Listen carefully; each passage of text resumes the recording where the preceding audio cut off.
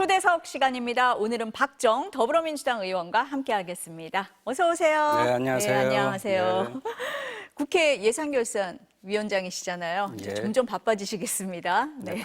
다음 주부터는 이제 계속적으로 밤새는 그렇죠. 일도 많을 것 같습니다. 네. 저도 예전에 국회 출입하다 보면은 밤 늦게까지 많이 하더라고요. 네. 네.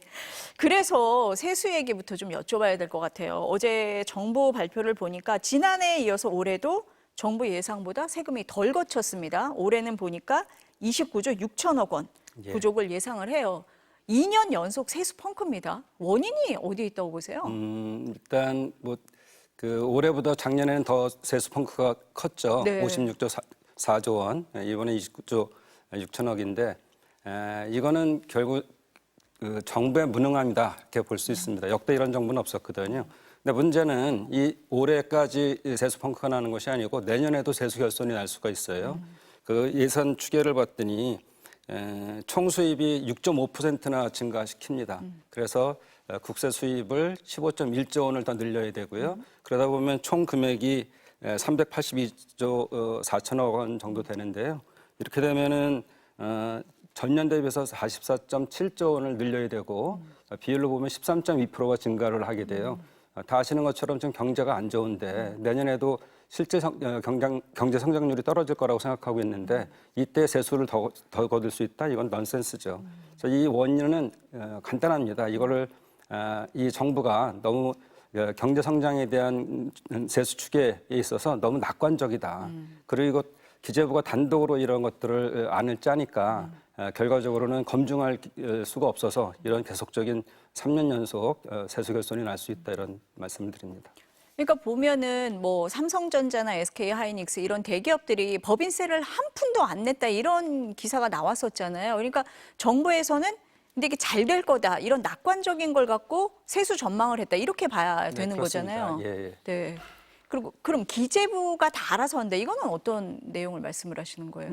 이제 정부안을 짤 때 네. 기재부가 이런 것들을 지방 정부와 하든 또는 중앙 정부와 하든 다 짜고 와서 결국은 국회가 심의하고 의결하거든요. 그럴 때 저희가 계속적으로 결산할 때도 얘기를 했어요. 이런 것들을 혼자만 끙끙대지 말고 솔직하게 내놓고 상의를 하면 국회가 도와줄 거 아니냐. 국회가 뭐 정부 망하라고 있는 것도 아니고 그렇기 때문에 같이 하자 이런 얘기를 계속 하고 있고요. 앞으로는 이런 것들을 법안을 통해서 구조를 바꿔서 시스템 정리를 좀 해야 될 것 같습니다. 그러니까 기재부가 단독으로 이렇게 결정을 하는 게 아니라 국회와 상의를 할 수 있는 시스템으로 바꿔야 된다. 네. 네. 특히나 이런 문제들이 추경이라는 문제도 있을 수 있고 국채 발행에 대해서 를 통해서 하면 되는데 이 정부는 국가 재정을 튼튼히 한다. 이것이 금과 국주예요. 특히 기재부의 생각은 원래 옛날부터 선배들이 내려오던 거 국가 재정이 튼튼해야 돼 이 생각이 있습니다. 그런데 국가 재정이라는 게 비워야지. 그러니까 국고를 비워야지만 국민의 곳간이 채워질 때가 있거든요. 이제 그런 걸 염두에 되는데 그냥 기재부 생각에 의해서 가고 있다 이런 생각입니다. 그럼 일단 세수가 부족하면 어디선가 메워야 되잖아요. 지금 정부에서는 보니까 이 메우는 걸 각종 기금에서 이제 끌어오겠다 이런 생각인 것 같아요. 그중에 보니까 외평기금에서 끌어오고 또 주택도시기금에서 끌어오겠다 이렇게 얘기를 합니다. 적절합니까? 외환평형기금이라는 게 네. 외환에 대한 불안전성을 줄이기 위해서 있는 거 아니겠어요? 근데 지금 세계적으로 지금 불안하죠. 특히 전쟁이 곳곳에서 벌어지기 맞아요. 때문에 예. 경제의 불안정한 상황에 따라서 외환에 대한 환율이 계속 요동칠 텐데 이런 것들을 잘 방어하려면 이런 외평기금이 있어야 됩니다. 이런 걸 갖다 쓰면은 정작 어려울 때는 그 역할을 못 하게 되는 거죠. 또 우리 도시기금 이런 문제도 사실은 주거 지원하고 서민의 주거 안정성을 위해서 하는 거 아니겠어요? 이렇게 되면은 갖다 쓰면 그마침 서민들에 대한 주거 안정은 멀어지는 거죠. 주거 복지가 멀어지는 거죠. 그래서 이렇게 돌려막기 하면 안 된다. 그래서 이런 식으로 세수를 메꾸는 것이 세수 결손을 메꾸는 것이 아니고 말씀드린 것처럼 그냥 추경을 하거나 이렇게 하면 됩니다. 그리고 국가 재정이 조금 안 좋더라도 민생을 위해서 써야겠다. 이런 방향을 바꾸는 것이 중요하다고 생각합니다. 지금 말씀하신 것처럼 환율이 굉장히 불안정하거든요. 뭐 엔화 약세, 달러 강세 이런 것 때문에 굉장히 불안해서 이 외평 기금이 잘 유지가 돼야 된다 이런 의견들이 많고 또 그 최상무 부총리가 한 달 전에 외평 기금은 활용하지 않겠다 이런 얘기를 했었는데 한 달 만에 뒤집은 거예요. 이 점은 어떻게 보세요? 이제 작년에도 그렇게 했으니까 네. 다른 방법을 생각했지만 할 방법이 없는 거죠. 그러니까 여기서 작년에 한번 했던 거를 다시 올해도 하는 거고 원래는 하고 싶지 않았지만 방법이 없거든요. 네. 그러니까 이것들을 활용해서 이런 것들을 했고 결산 과정에서도 계속 이걸 지적을 했어요. 이거는 원래 목적상 쓰는 거에 대한 것들을 국회 심의를 국회에 대한 동의를 안 받고 했기 때문에 이거는 법상으로 문제가 있다고 얘기했는데도 주의하겠다 하면서도 올해 또 그걸 한 거죠. 작년에 이어서 또 올해 외평 기금을 끌어다 쓰는 이런 상황이 된 거네요. 근데 또 당초에 예산 편성이 됐던 돈들도 있잖아요. 지금 9조 원 정도를 이제 지출을 안 하겠다 이렇게 얘기를 해요. 근데 말씀하신 것처럼 지금 경기가 너무 안 좋고 하다 보면 재정의 역할을 해야 되는데 이 예산을 안 쓰는 게 맞습니까? 일단 지난 3년간의 경제 성장률이 굉장히 낮았어요. 또 물가 상승률은 굉장히 높았습니다. 실업률 또한 만만치 않습니다. 기본적으로 경제 성장률보다 물가가 높으면 이거는 서민들은 아주 죽어나는 거예요. 그렇기 때문에 정부의 역할을 해야 된다. 물론 민간이 하는 것들을 기대할 수는 있지만 민간이 투자하게 하는 것들에 대한 마중물 역할을 해줘야 되거든요. 근데 마중물 역할 없이 민간에서만 해봐라. 그러니까 기업은요 절대로 경제가 불안할 때 투자 안 합니다. 그래서 그거에 선의에 기대서 기업이 투자해 주길 바랐는데 그렇지 않았잖아요. 그러니까 이거는 정말로 잘못되고 있다 이런 생각입니다. 그 잠깐 언급은 하셨는데 이제 정부에서는 그런 국가 부채 늘리지 않겠다. 그래서 국채 발행 안 하겠다. 대신에 기금을 끌어다 쓴다. 근데 기금 돌려막기다 이런 비판이 나옵니다. 이 방식이 맞습니까? 어떻게 보세요? 기금도 기금 나름의 역할이 있는데요. 이 돌려막기를 언제까지 할 건가요? 작년에, 올해, 내년까지. 내년 분명히 또 세수 결손이 날 텐데요. 그러면 윤석열 정부 5년 내내 돌려막기만 할 겁니까? 그러면 이게 돌려막기에 대한 아주 타성에 젖어서 병적으로 된다 이런 생각이 있습니다. 이런 것들을 근본적으로 말씀드린 것처럼 세수 추계를 정확히 하는 게 필요하고 필요하다면 국가 재정 건전성의 문제가 아니라 경제를 살려야죠. 역시 민생 경제를 살리든 또 기업들이 또 투자할 수 있는 여건을 주든 이런 데 있어서의 정부 역할을 너무 등한시하고 있다. 오로지 국가 재정 안정성에만 신경을 쓰고 있어서 안 된다고 생각합니다. 방향을 바꿔야 됩니다. 그 예산안 심사 좀 여쭤볼게요. 지금 제도는 보면은 국회가 예산 심사 기한 11월 30일까지 심사를 못할 경우에는 정부 원안을 그대로 자동 부의하도록 돼 있잖아요. 근데 국회 운영위 소위원회에서 야당 의원들만 참석을 해서 이걸 못하도록 했습니다. 이유가 있습니까? 국회 선진화법에 의해서 올해 11월 말까지 하고 9월 2일 날 이거를 12월 2일 날 통과시키게 돼 있어요. 네. 그러다 보니까 우리 예산에 대한 것들은 자동 부의가 가능하지만 거기에 따른 그 부수법안들이 있습니다. 그 전체적인 총수입의 규모를 결정할 수 있는 법안이거든요. 다른 법안들은 기재위에서 상세하게 심도 있게 논의를 합니다. 그런데 이거는 그 시간이 쫓기다 보니까 거의 뭐 2+2라든지 11월 30일까지 예결위 활동을 하다가 그 위에는 이제 그 권한이 없어지는데요. 그러다 보니까 2+2나 3+3으로 하거나 결과적으로는 원내대표끼리의 정치적 협상으로 끝나버려요. 그러다 보니까는 이거는 정확히 어떻게 예산이 배정되는지를 모르고 나중에 되면은 쪽지 예산이 막 들어가 있고 또는 실세 예산이 들어가 있다 이런 것들이 있으니까 조금 더 투명하게 하기 위해서는 무조건 부수법안을 끼워넣을 게 아니라 조금 더 시간을 갖고 해야 되고 이 법안에 대해서는 만약에 자동 부의가 되는 시간을 지났다면 국회의장과 양당 교섭단체 대표들끼리의 합의가 없으면 자동 부의가 안 되게 하는 거죠. 그래서 좀 더 앞으로도 이런 것들은 법안 자체로 해서 좀 바꿔놓을 필요가 있다 이런 생각입니다. 국민의힘에선 다르게 얘기하던데요. 그 예산안을 무기로 해서 국정 발목 잡는다 이렇게 얘기를 하던데 어떻습니까? 뭐 생각하기 나름인데요. 여태까지 네. 그분들이 또 야당할 땐 또 이런 얘기를 했습니다. 이게 국회 네. 선진화법이라는 게 여러 가지 좋은 점도 있지만 국회 기능이 뭐겠어요? 그 예산을 정확하게 심의하고 의결하는 건데 정확한 심의가 안 되는 거에 대해서 좀 시스템을 바꾸자 이런 거잖아요. 그래서 이런 것들에 대해서 여야가 뭐 힘겨루게 할 이유가 없고요. 네. 저는 뭐 예결위원장 입장에서 이거는 꼭 필요하다 이렇게 생각합니다. 네.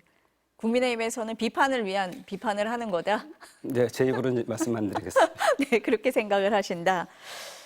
22대 국회 첫 국정감사가 이번 주에 끝나요. 국정감사 여러 번 해보셨을 테니까 이번에는 보면은 야당에서는 김건희 여사 국감 이렇게 끌고 갔습니다.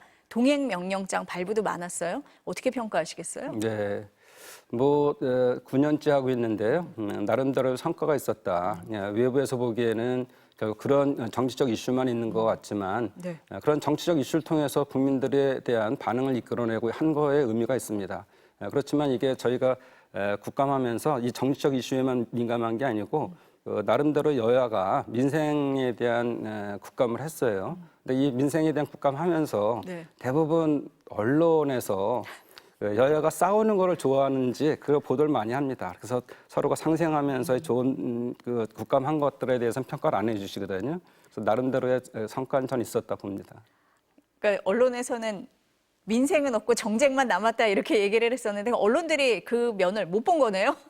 그렇습니까? 한 방이 없었다 이런 네. 얘기를 합니다. 한 방이 없었다. 네. 그런데 사실은 이 국감이라는 게 한 방이 필요하지 않은 걸 하기 위해서 정부가 정확하게 투명하게 하기 위해서의 감시와 견제 기능을 갖고 하는 거거든요. 사실 한 방이 있는 거는 그동안 정부가 잘못했다는 거를 부각하는 거지만 국회 원래 기능으로는 한 방이 없는 국정감사가 제일 이상적인 국감이다. 저는 그렇게 생각합니다. 언론에서 앞으로 그런 걸 좀 부각을 시켜야겠습니다. 정치의 현안 좀 여쭤볼게요. 지금 정부 여당 내 시끄러운 현안, 여권 내 시끄러운 현안이 특별감찰관이에요. 한동훈 대표가 이제 특별감찰관 카드를 꺼내 들었는데 그럼 의원님이 생각하시기에 이 카드가 김건희 여사 논란을 잠재울 해법이다. 이렇게 보세요? 어떻습니까? 잠재우지 못하고 면죄부만 줄 것 같다. 예, 국민들은 궁금해하는 것들은 특별감찰관 제도를 통해서는 안 될 거다라고 생각하고 있어요. 왜냐하면 2014년에 박근혜 정부 때 이석수 첫 특별감찰관이 배정이 됐습니다. 근데 이분이 하는 거에 있어서의 독립성을 갖지 못했어요. 왜냐하면 정치권에서의 압력이 계속 들어갔고 또 조사하는 범위에 대한 제한 이런 것들이 있기 때문에 효용성이 그다지 높지 않았거든요. 이 제도를 다시 한다는 거는 말씀드린 것처럼 국민들의 의혹 해소는 안 되고 결국은 그 김건희 여사에 대한 면죄부만 줄 거다. 저희는 그렇게 생각하고 있습니다. 면죄부만 주는 거다. 근데 국민의힘 안은 굉장히 시끄러워요. 그래서 뭐 국민의힘 얘기기는 합니다만 그 친한계에서는 공개 의원총회를 열어서 토론도 하고 표결까지 하자 이렇게 얘기를 합니다. 이건 어떻게 보세요? 뭐 특별 감찰 관제라는 게 하나의 방법이라고 생각하고는 뭐 의원을 모으려고 하겠죠. 사실은 윤석열 대통령하고 한동훈 대표가 네. 암중무석을 시도했었어요. 그런데 윤석열 대표가 결국은 이거를 받아들이지 않았잖아요. 윤석열 대통령이? 야, 윤석열, 네. 윤석열 대통령이 네. 그러다 보니까 네. 한동훈 대표는 민심을 얻고 민심을 등에 업고 이걸 정면 돌파할 수밖에 없다 이런 생각에 이렇게 의원총회를 열겠다 이렇게 하는 것 같아요. 그런데 이 정도를 통해서 의원들의 총의를 모을 정도면 네. 과감하게 특감 받아들이면 됩니다. 네. 받아들이면 된다? 네, 특감을 받아들이면 되죠. 네. 네. 아니 근데 이 특별 감찰관을 가지고 여당 내에서 시끄러운데 사실 이게 민주당이 협조 안 해주면은 통과가 안 되는 거잖아요. 그럼 민주당에서는 아까 의원님 말씀하신 거 보면은 특별 감찰관 그게 뭐 이렇게 실익이 있어 이렇게 생각하시는 것 같은데 그럼 국민의힘에서 이거를 합의를 해서 가져오더라도 민주당이 호응할 가능성이 낮습니까? 네, 저희는 현재까지 뭐 의원들의 의견을 물어보거나 전체적인 분위기는 특별감찰관제 어림없다 이런 생각입니다. 여태까지 저희 계속 주장했던 여러 가지 특검을 통해서 하자 했었고 심지어 한동훈 대표가 얘기한 제3자에 대한 추천까지도 받아들였는데 특별감찰관제 자체가 얘기를 꺼내서 이슈는 끌 수는 있지만 국민 의혹을 해소할 수 없다. 결론입니다. 특별감찰관으로 적당히 넘어가려고 해서는 안 된다. 어림없다. 특검으로 가야 된다. 그렇습니다. 어림없다. 예. 여야 그럼 대표 회담 때 이 김건희 여사 특검법이 논의될 수 있다고 보세요? 특별감찰관은 지금 보니까 어림없는 것 같고요. 네, 어떻습니까? 뭐 김건희 여사 때문에 이 두 분이 회동하는 거 아니겠어요? 이거가 빠지면 네. 예, 아무래도 내용물 없는 뭐 만두같이 되지 않겠어요? 그래서 이거는 당연히 얘기가 나올 거고요. 사전 의제 조율을 안 하더라도 이건 나올 수밖에 없는 문제입니다. 그러면은 그때 의제에 아무래도 한동훈 대표는 특별감찰관 좀 해주세요 이런 얘기도 할 수도 있을 것 같은데 이재명 대표는 안 받으시겠네요. 이 예, 상황에서. 그럴 수 없죠. 그리고 이게 네. 사실은 김건희 여사에 대한 문제 해결 없이는 두 분이 만나는 게 빈손 회담이 될 수 있거든요. 그리고 저희가 여러 가지를 먼저 제안하면서 한동훈 대표가 네. 하는 거에 대한 동의도 하고 이렇게 했지만 이 특별감찰관제는 받기 어렵습니다. 지금 김건희 여사 특검을 받는 게 우선이다 이런 말씀을 하시는데 그럼 통과가 되게 하려면 민주당에서도 국민의힘에서 이거는 안 된다고 얘기하는 좀 독서 조항을 빼고 수정안을 가지고 얘기할 수는 없느냐 이런 얘기도 합니다. 어떻게 보세요? 네, 저희가 뭐 그건 논의해 네. 볼 수 있죠. 독소 조항이라는 게 어떤 건지는 모르겠지만 뭐 그런 것들도 이제 고려할 수는 있지만 네. 특별감찰관제는 저희들 생각에는 받을 수 없는 거고요. 여태까지 특검만이 방법이다 이렇게 얘기했는데 그거 아니고 다른 것도 있다 이렇게 하는 것도 정치적인 방향성에 있어서는 잘못된 것 같습니다. 그럼 한동훈 표 특검법 이런 것도 나올 수 있다고 보세요? 여지가 있다고 보세요? 이게 저희가 특검을 의결해서 하더라도 대통령이 거부하지 않겠어요?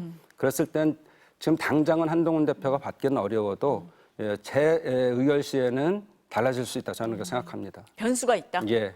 이탈표도 있다. 이렇게 보세요? 그렇죠. 지금의 네. 그런 여러 가지를 한동훈 대표가 내부적인 논쟁은 민주주의에 있어서 필요한 거다 이렇게 얘기했지만 사실은 그건 야당이 하는 얘기거든요. 본인들은 여당이니까 네. 국정을 책임져야 되니까 똘똘 뭉쳐야 되거든요. 근데 지금 분열이 있고 이런 상태인데 이거는 분명히 처음에는 지금 명분이 없더라도 계속 쌓여가면서 이것이 나중에는 재표결 시에는 여지가 있다 저는 그렇게 생각합니다. 민주당이 다음 달 2일이죠. 대규모 장외투쟁을 예고를 했습니다. 근데 제1야당, 다수당인데 장외로 나가는 게 맞냐 이런 비판은 있습니다. 어떻게 생각하세요? 제일 야당이니까 나가야지 이게 그래서 속도가 나가야 있습니다. 됩니까? 대신 네. 저희가 네. 뭐 국회를 포기하고 네. 대외 투쟁만 하겠다는 게 아니고 그만큼 절박하고 외부에 이런 상황을 알려서 또 국민으로부터 힘을 받고 하는 것이거든요. 그래서 저희가 국회 포기하고 그냥 무조건 나가서만 한다 그러면 문제가 있지만 국회 내에서도 최선을 다하고 또 장애 투쟁을 통해서도 이 문제를 꼭 해결하고자 하는 생각이 있어서 그렇습니다. 이재명 대표 1심 선고 때문에 나간다 이런 비판에 대해서 어불성설이죠. 어불성설입니까? 뭐 이재명 대표 방탄이다 이거에 대해서는 동의하실 수 저희가 없다. 방탄소년단이니까 그거는 아니다. 근데 국민의힘에서 또 이 얘기를 해요. 장외투쟁의 동력을 얻으려고 금투세 얘기 미루고 있는 거 아니냐. 민노총 눈치 본다. 이 한동훈 대표 얘기입니다. 어떻게 생각하세요? 금투세에 대한 것은 네. 저희가 이미 정책위를 통해서 충분한 토론을 했고 네. 이미 나올 내용들은 다 나왔습니다. 그리고 지도부에 위임한 것이기 때문에 국감이 끝나고 나면 지도부가 결정을 할 거고요. 그 금투세 폐지 유지 또 유예 이거랑 상관없이 1,400만 우리 개미 투자자들을 위한 또 상법 개정안도 저희가 준비 중에 있고요. 그래서 경제를 살리고 서민들을 위한 것들은 저희가 할 건 다 하겠다 이런 말씀을 드립니다. 그러니까 금투세만 하는 게 아니라 그거와 연계된 법까지 같이 생각을 하느라고 조금 시간이 걸리고 있다 이렇게 이해를 해야 될까요? 예, 주식시장을 활성화시켜야 될 거 아닙니까? 저평가돼 있고 또 네. 특히나 이 전쟁 위험 상황에서 우리 한국 주식이 굉장히 지금 낮아져 있어요. 이런 것들을 전체적으로 살릴 수 있는 것들이 꼭 금투세에만 있는 것이 아니고 여러 가지 다른 상법 개정안을 통해서 하겠다는 준비 중에 있습니다. 마지막 질문이 될 것 같은데 상임위 환노위 하시잖아요. 요즘 정년 연장 얘기 많이 나오는데 필요성 얘기하셨어요. 어떤 대안을 갖고 계세요? 일단 수명이 많이 연장됐고요. 그리고 65세부터 이제 연금을 받기 시작하는데 60세에 대부분 정년이 끝나게 되면 그 5년간이 굉장히 막막합니다. 사는 것이 또 그것이 본인이 잘 준비되어 있다면 모르지만 서민일수록 취약계층일수록 그 준비가 안 돼 있거든요. 그래서 일을 하는 현장에서 더 일을 할 수 있는 분들을 해야 되는데 일단 그 일에 숙련돼 계신 분들을 또 기업이 원할 때가 있어요. 그래서 이런 것들을 보거나 또는 저희가 이미 65세 일하시는 분들이 36.2%가 됩니다. 이게 지난 10년간 6.1%가 늘었어요. 그만큼 일을 해야 되는 원하시는 분들도 있고 그래서 이것 하되 네. 대신 우리가 이것이 기업 규모별로 좀 작은 규모서부터 먼저 실행하고 대기업은 나중에 하고 또 하나 문제는 대부분 청년들이 이거에 대해서 동의를 해주셔야 되거든요. 그래서 청년들에 대한 좋은 일자리도 만들어가면서 청년 연장에 대한 것들도 실시를 해야 된다고 생각합니다. 단계적으로 좀 시행을 해야 된다. 네, 그렇습니다. 이런 그래서 말씀이신 것 같습니다. 결과적으로는 네.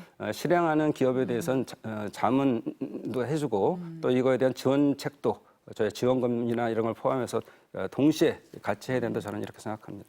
아유, 오늘 말씀은 여기까지 들어야 될 것 같습니다. 감사합니다. 네, 감사합니다.